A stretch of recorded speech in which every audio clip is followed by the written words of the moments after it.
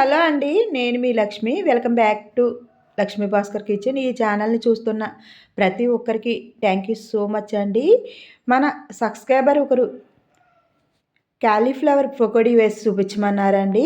Cauliflower pakodi డాబా స్టైల్‌లో, restaurant స్టైల్‌లో ఇలా వేశారంటే టేస్ట్ భలే ఉంటుందండి. కరకరలాడుతూ కూడా చక్కగా వస్తుంది. మెత్తగా అంటూ లేకుండా చాలా బాగుంటుందండి.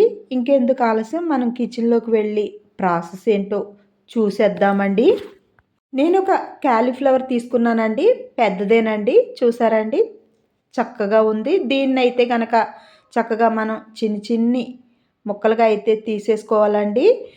ఎందుకంటే దీంట్లో లైట్గా అక్కడక్కడ పురుగులు ఉంటాయి, లేకపోతే వగరుగా, లేకపోతే కొంచెం కండ్రగా కూడా ఉంటుంది.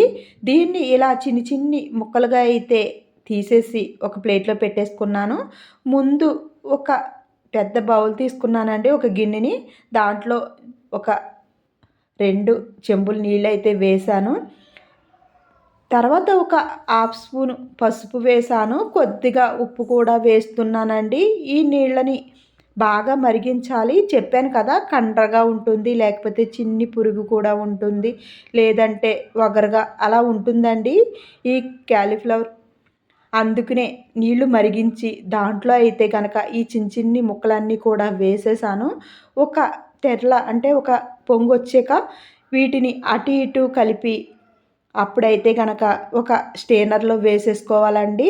చూసారు కదా, ఇలా వేడి నీళ్ళలో వేయడం వల్ల కండ్ర, వగరు, అలాగే పచ్చిదనం, చిన్న చిన్ని పురుగున్నా కూడా వెళ్ళిపోతుందండి. ఇప్పుడైతే నేను వీటిని ఒక స్టెయినర్లోకి అయితే తీసేసుకుంటున్నానండి. ఎందుకంటే నీళ్ళన్నీ వాడిపోయేంత వరకు తీసుకుని నేను ఇలా ఒక బౌల్లోకి అయితే తీసేసుకున్నాను, నీళ్లు లేకుండా. చూసారు కదా, దీంట్లో ఇప్పుడు మనం మసాలా వేసుకోవాలండి. ఒక పెద్ద స్పూన్ అల్లం వెల్లుల్లి పేస్ట్ వేసాను, ఒక స్పూను జీలకర్ర పొడి, ఒక స్పూను ధనియాల పొడి, ఒక స్పూను కారం వేస్తున్నాను. రుచికి సరిపడగా సాల్ట్ అండి, చూసుకుని వేసుకోవాలి, లేదంటే ఉప్పు ఎక్కువైపోతుంది. ఒక హాఫ్ స్పూన్ పసుపు వేస్తున్నానండి. అలాగే 2 స్పూన్లు శనగపిండి వేస్తున్నాను. ఒక 2 స్పూన్లు కార్న్‌ఫ్లోర్ అండి. సాఫ్టీగా వస్తుందండి ఈ కార్న్‌ఫ్లోర్ వేయడం వల్ల. అలాగే ఒక స్పూన్ వరిపిండి కూడా వేస్తున్నాను. ఆప్షన్ అండి, ఫుడ్ కలర్ మీరు వేసుకోవాలంటే వేసుకోవచ్చు, లేదంటే లేదు. నేనైతే ఒక హాఫ్ స్పూన్ ఫుడ్ కలర్ వేశాను. సన్నగా తరిగిన కొత్తిమీర కొద్దిగా వేశాను. కొంచెం కసూరి మెతి కూడా వేస్తున్నానండి, ఫ్లేవర్ బాగుంటుందని. దీన్ని చక్కగా ఈ కాలీఫ్లవర్ ముక్కలకైతే ఉప్పు, కారం, మసాలాలు అన్నీ కూడా పట్టించాలండి. లైట్గా కొద్దిగా నీళ్లు కూడా వేసుకోవచ్చండి. నేనైతే స్టీనర్లో వాడేసాను కదా, మొత్తం నీళ్ళన్నీ వెళ్ళిపోయేలాగా, అందుకే కొంచెం నీళ్ళు చుక్కలు కొద్దిగా వేసి ఉప్పు, కారం అంతా కూడా కాలీఫ్లవర్కి పట్టేలాగా చేత్తో అటు ఇటు కలిపేసానండి. ఇప్పుడు ఇలా కలిపిన కాలీఫ్లవర్ ముక్కల్ని అయితే కనుక మనం ఒక అరగంట కానీ గంట కానీ పక్కన పెట్టుకుంటే ఉప్పు, కారం బాగా పడుతుంది. నేనైతే ఒక అరగంట పక్కన పెట్టేస్తున్నాను. స్టవ్ మీద ప్యాన్ పెట్టి ఆయిల్ వేసానండి, మూకుడు పెట్టి. ఆయిల్ చూసారు కదా, ఆయిల్ వేడెక్కిన తర్వాత నేనైతే ఈ కాలీఫ్లవర్ని అయితే వేసేస్తున్నానండి, డీప్ ఫ్రై చేస్తున్నాను. చక్కగా మంట మీడియం అంటే సమానంగా పెట్టుకుని ఫ్రై చేసుకుంటే మాడకుండా చాలా చక్కగా అయితే వస్తుందండి. ఒక్కసారి పైకి కిందికి ఇలా కదుపుతూ ఉండాలి. చక్కగా లోపలంతా పచ్చిదనం పోయేంత వరకు కూడా ఫ్రై చేసేయాలి.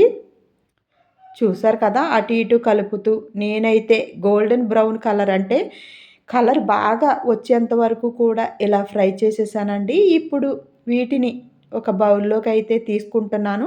టిష్యూ పేపర్ వేసుకుని తీసుకుంటే ఆయిల్ కూడా లాగేస్తుంది. నేనైతే బౌల్లోకి అయితే తీసేసానండి. మళ్ళీ ఇంకొక వాయి కూడా వేసానండి. ఇప్పుడు కొంచెం మంట, ఆయిల్ కాగి ఉంది కాబట్టి తొందరగా అయితే ఏగుతుంది. మంట సమానంగానే పెట్టుకోవాలండి. అలా నాకు 2, 3 వాయిలైతే ఆయిల్‌లో అయ్యాయండి. ఆయిల్ అయితే నేను తక్కువ వేశాను. ఎందుకంటే ఆయిల్ కాగిన ఆయిల్ దేనికి ఉపయోగపడదు కాబట్టి ఎక్కువ శాతం ఆయిల్ తక్కువ వేసుకుని చక్కగా బ్రౌన్ కలర్ వచ్చేంత వరకు ఫ్రై చేసుకుంటే సరిపోతుంది. నాకు 3 వాయిల్ అయ్యాయి. నేనైతే ఫ్రై చేసేసాను. ఆఖరి వాయి కూడా వేసేసానండి. తర్వాత కొద్దిగా కరివేపాకు తీసుకుంటే బావుంటుందండి. ముందే కరివేపాకుని శుభ్రం చేసి, కడుక్కుని పక్కనైతే పెట్టేసుకోవాలి. ఈ ఆయిల్‌లోనే కరివేపాకుని కూడా ఏపేసుకోవచ్చు. చూసారు కదా! నేను కరివేపాకు పక్కన పెట్టాను కదండీ కడిగి. ఆ కరివేపాకుని కూడా ఇలా ఫ్రై చేసి, తీసేసి, ఏపిన కరివేపాకుని కాలీఫ్లవర్ ఫ్రైలో అయితే వేసేసానండి. చూసారు కదా! పకోడీ అని కూడా అనొచ్చండి. కాలీఫ్లవర్ ఫ్రై అయితే రెడీ అయిపోయింది. చూస్తుంటేనే నోరూరిపోతుంది కదండీ! తింటే కరకరలాడుతూ ఇంకా బావుంటుంది. కాలీఫ్లవర్ ఎప్పుడూ కూడా మెత్తగా ఉంటుందండి. లైట్‌గా మనం మంట చిన్నగా పెట్టుకొని ఏపుకుంటేనే గట్టిగా అయితే వస్తుంది. చూసారు కదా! ఇలా గట్టిగా రావాలంటే మనం సరిగ్గా ఏపుకోవాలండి. దీన్ని పకోడీ అని కూడా అనొచ్చు. ఉత్తి నోటితో స్నాక్స్‌గా కూడా తినేయొచ్చు. అలాగే పప్పులోకి, సాంబార్‌లోకి, రసంలోకి ఫ్రై చాలా బావుంటుందండి కాలీఫ్లవర్ ఫ్రై. ఈ వీడియో మీకు నచ్చితే కనుక ఒక లైక్ చేయండి. మీ ఫ్రెండ్స్‌కి, ఫ్యామిలీ మెంబర్స్‌కి షేర్ చేయండి. నా ఛానల్‌ని సబ్స్క్రైబ్ చేసుకోండి. Thanks for watching.